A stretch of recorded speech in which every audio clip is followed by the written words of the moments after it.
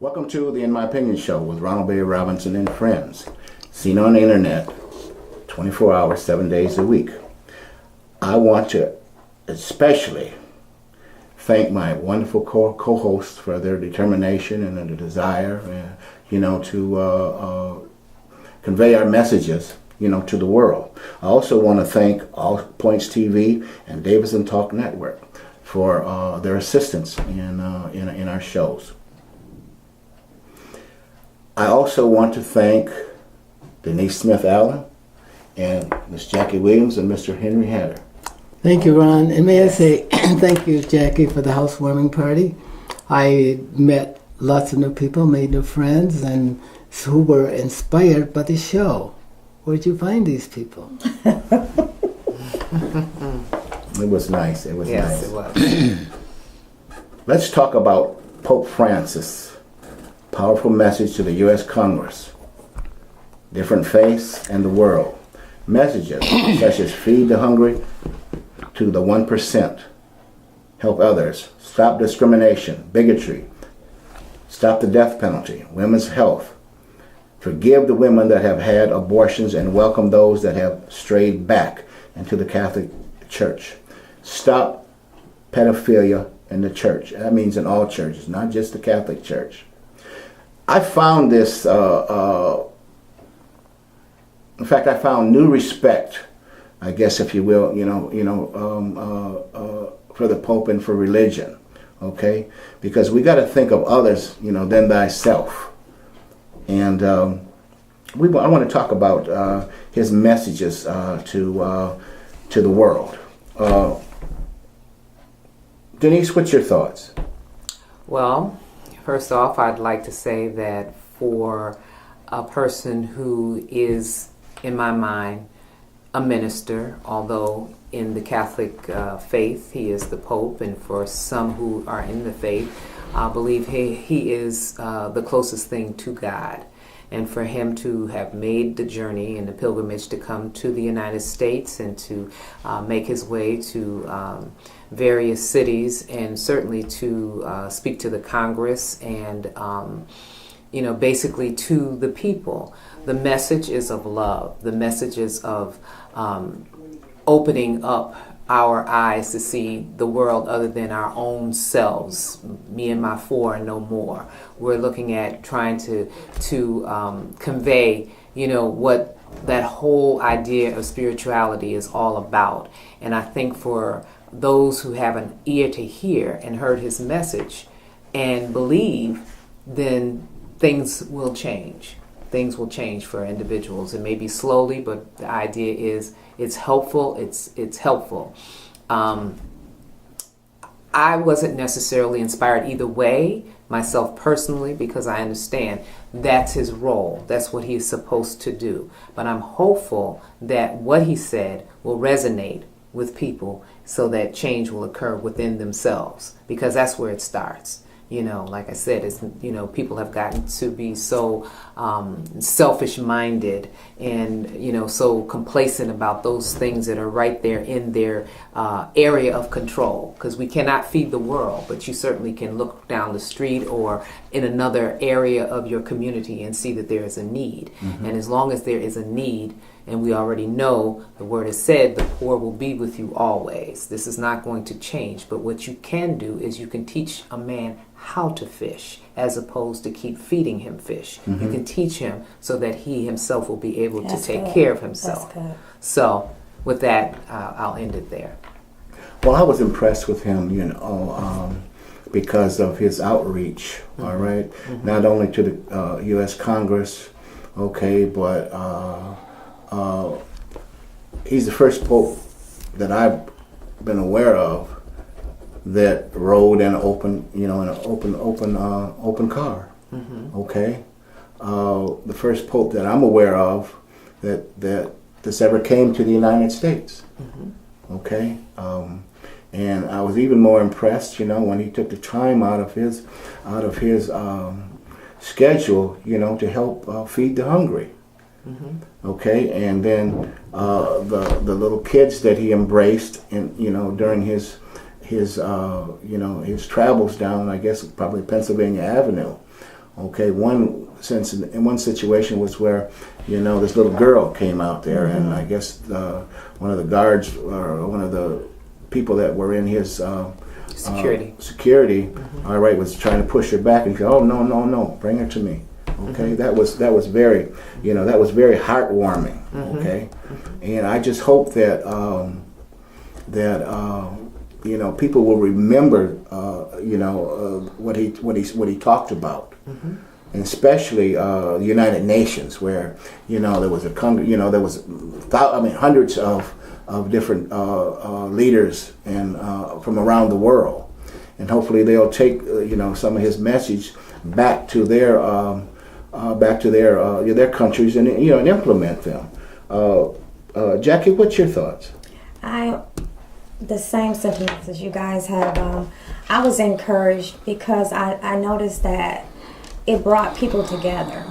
And as you looked at the crowds, it was like no set race. It was just everybody was welcoming, and they wanted to hear something encouragement, because it seems as though the world is yearning to hear some good news. And I was also taken by the little girl that gave him the letter, and what the letter stated was, "I want to be able to play with my friends openly."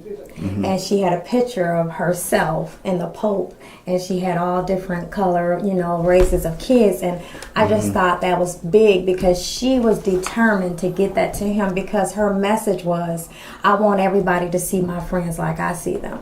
And this is from a child, so it is some issues, like you said, in our own backyard that we can deal with. They're not like, where we need to cross the, go overseas. There's some stuff that we need to handle right here. So, our kids are telling us that, they want to be able to have the freedoms that we haven't allowed them to do. So we need to break down the racial walls and let them just be who they are. And we need to be able to help when we can help. If you have somebody within reach that is hungry, then you can do that without having to be on TV to be seen, but do it just because it's like the right thing to do, not without publicity. Exactly. Those are my sentiments. Exactly. I couldn't have said them better, Jackie. I was very impressed with with this man.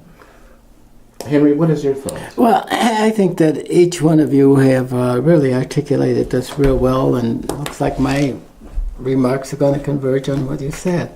I was pleased that his remarks did not spark any racial, religious, or gender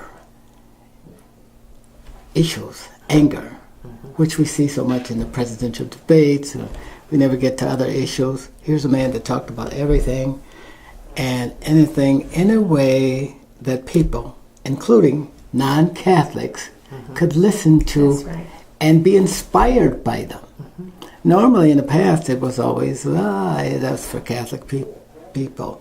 But I understand in New York and everywhere he went, people just came to congregate and listen to his remarks.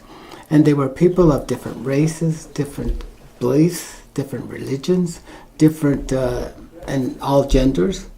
And you heard nothing of the sentiments that we see on the TV debates. And that says a lot. And it used to be that the Pope always adopted the way, I won't say always, but it appeared as though they adopted the issues that were the major issues of the times. This person spoke basically from a religious point of view, not a secular one. He took over, as you said, Denise, the religious aspect, and he talked about what religion should be doing and faith should be doing. It should be bringing people together. It should be uniting people. It should be serving people, whether they need food, clothing, or shelter, whether they need support, or whether they just need anointing, because everybody wants that. And I think that everybody took it with grace and dignity. I heard nobody criticize the Pope. There may be people that do. There always are those. But I didn't hear it. And if I didn't hear much of it, then there couldn't have been much that anybody else heard. He was who we thought he was. Well, I appreciate the fact that he left politics out of it. Yeah. too. Okay, and on the internet, I did see some remarks about where he was from, but they were playing a race card again. Okay, because he was from Argentina. Yes, I think so. Okay. Yeah. One of those Latin American Yes. countries, you know what I mean? And not just to me, that just wasn't the place. But that's just, that's my opinion. I'm sure that my opinion is shared by millions, around the world. People have to stop playing a race card. This man, in my opinion, talked about, godliness and goodness and and being fair and everybody should be equal. We're all a member of the human family.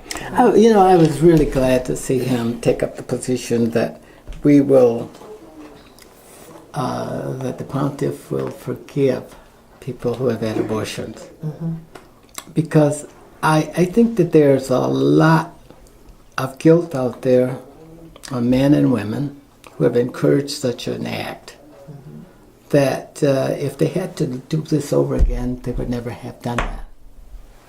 Well, there's millions of women out here, around the world that have had abortions for whatever reason, and I mentioned this before on our shows. In my opinion, it's a woman's choice.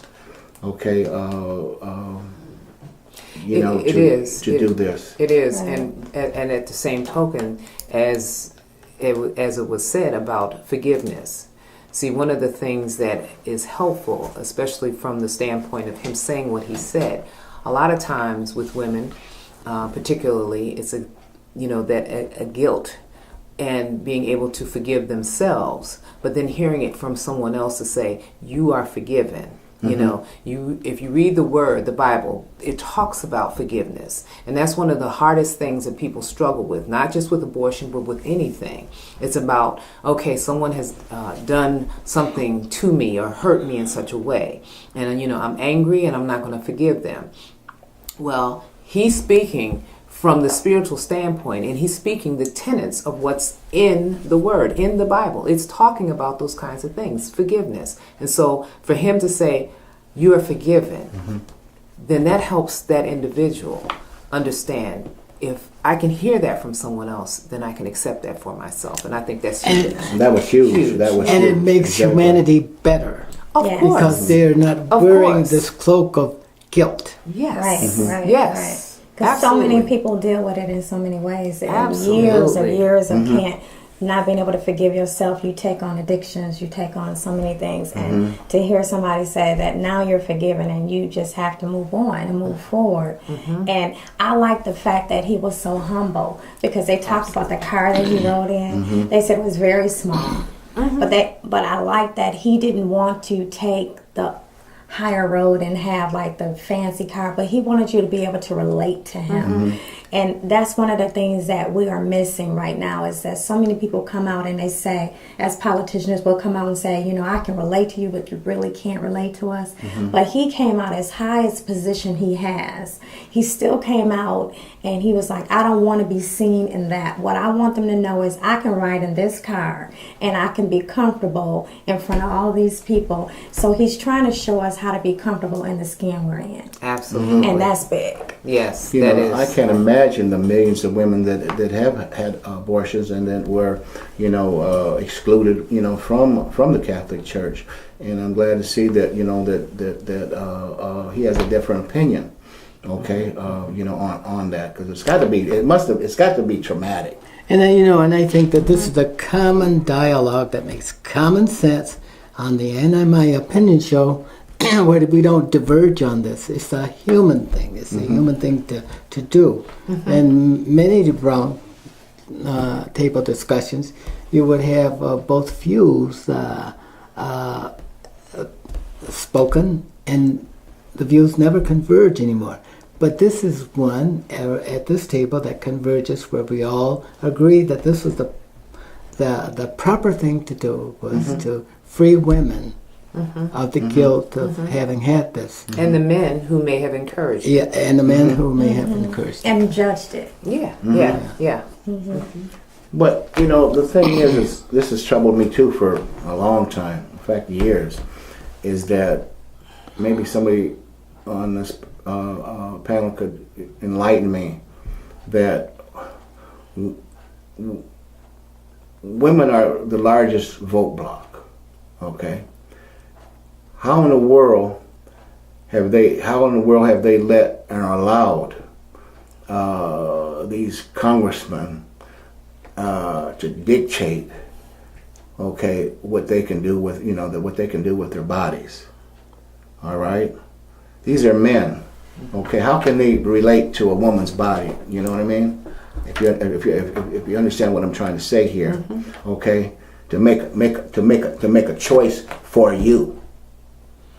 That's a good question, Ron, but I think you have to kind of go back historically, Thank and you. I want to make sure that I have my facts correct, so if the panel will help me with this, but I understand that historically, women didn't always have the right to vote here in America. Right.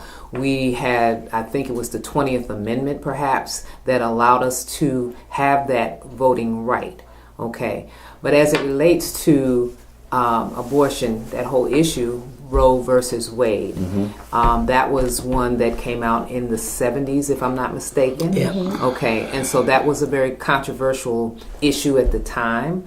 But at that time, the time period that we were in a much better position because of organizations now and different groups like that were very vocal and went to their local officials, their state and national officials, and presented the other side. Because again, I mean, if you think about it historically, I mean, the women couldn't open up a checking account or have their own credit cards or anything like that without their husband's approval and that kind of thing. So things were moving on this continuum, but it took some time to get there. So in the meantime, you still had your staunch conservative white males who were in control, who decided these laws that were prohibitive for women, not just, just blanketly, they were just against women. And so now the pendulum appears to be kind of swinging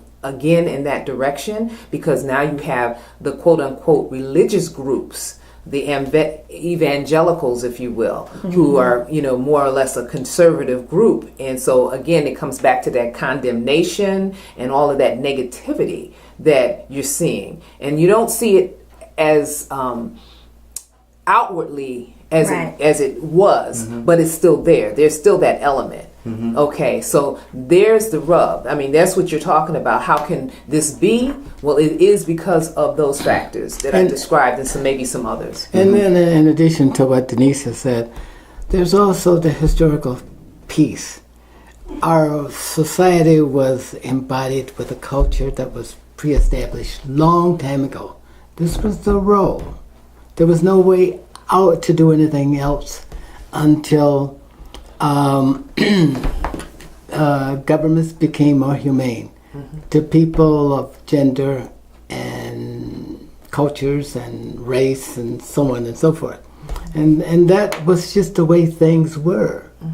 And now things have changed, and people who have established, women have established their position in society to share in decision making about all of this. I won't say that they were all wrong, because back between 1600 and 2000, not 2000, 1900, there was a push in this country to born more children, to settle this great land that we had.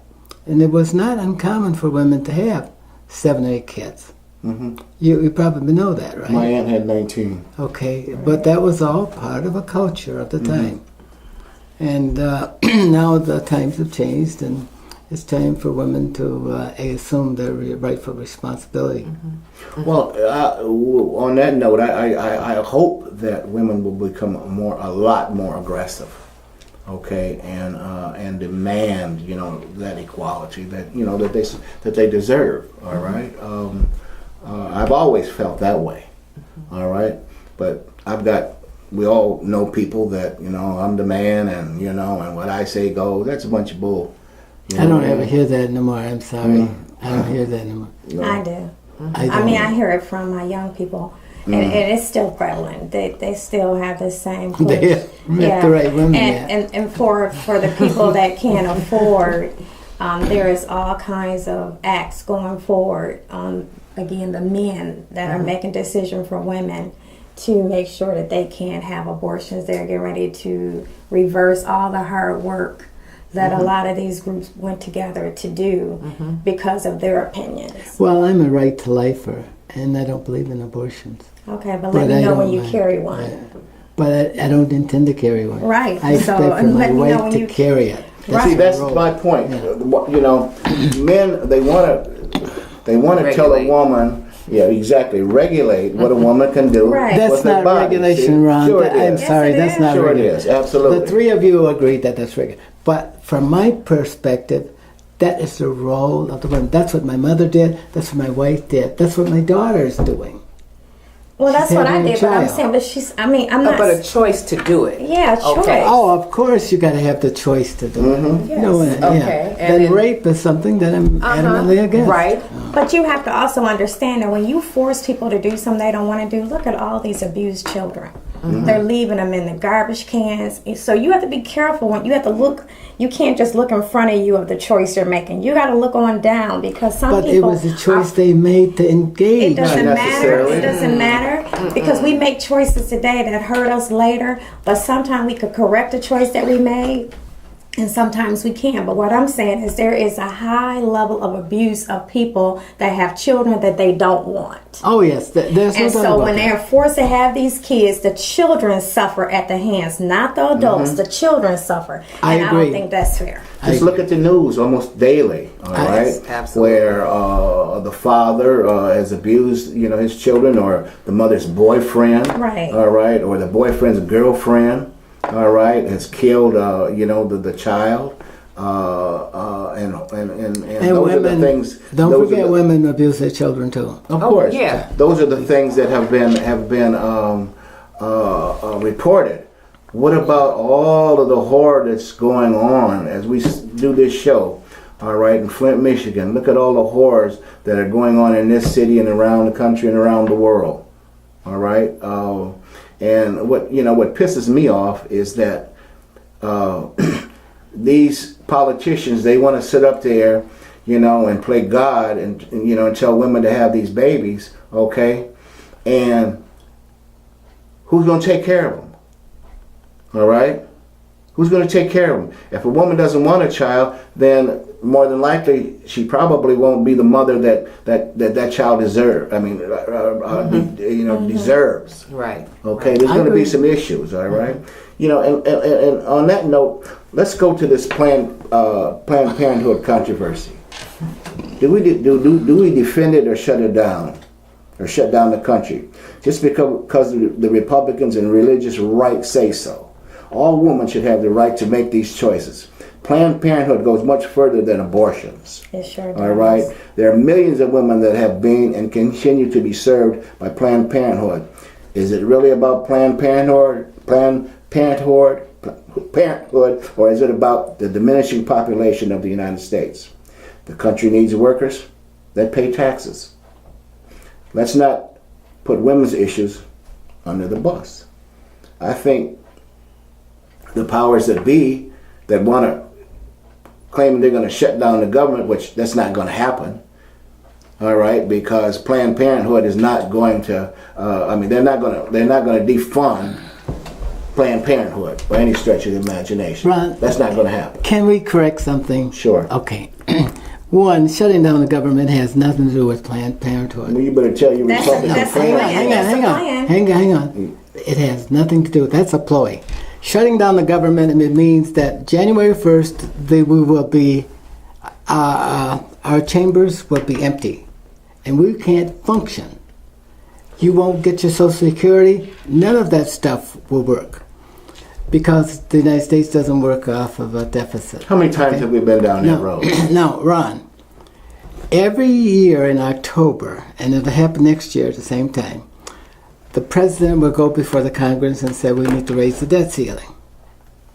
And we'll raise the debt ceiling. Guess what? That allows us to borrow more money. And we continue to spend.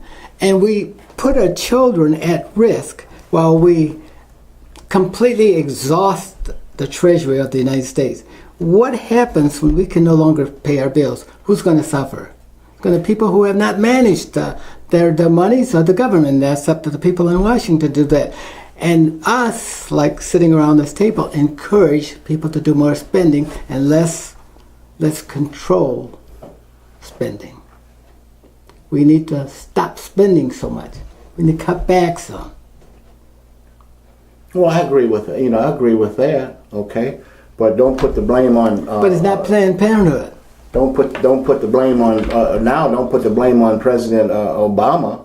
Right. All right. Every Look at government- Bush. Every president that's ever Every been president there. gets That's that. right. Every Every president. Okay.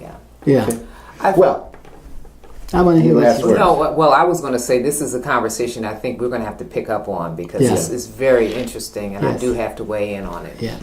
this has been a wonderful conversation. I hope our millions of viewers worldwide enjoyed it. Tune into RBR IMO on the internet and look at and view all of our shows. I think you'll be amazed. Until next time, this is Ronald Berry Robinson and friends saying, stay focused.